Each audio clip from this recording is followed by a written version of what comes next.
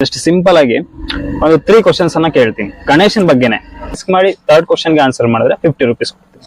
ಓಕೆನಾ, ರೆಡಿ ಇದ್ದೀರಾ? ಓಕೆ, ಈಗ ಫಸ್ಟ್ ಕ್ವಶನ್ ಬಂದು ಗಣೇಶನ್ಗೆ ಇರುವಂತ ಯಾವ್ದಾದ್ರು ಇನ್ನೊಂದು 2 ಹೆಸರುಗಳು. ವಿನಾಯಕ, ಮೂಷಿಕ ವಾಹನ, ಮೋದಕಾಸ್ತ.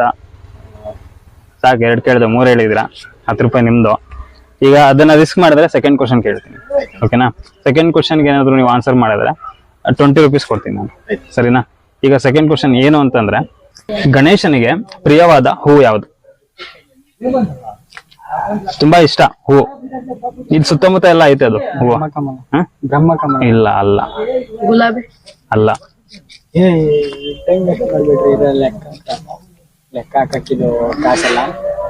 ಈಗ ಒಂದು ಆಪ್ಷನ್ ಕೊಡ್ತೀನಿ, ಹೇಳ್ತೀರಾ? Option A Kamala who, option B ಕೆಂಪು ದಾಸವಾಳ ಹೂ. ಯಾವ್ದು?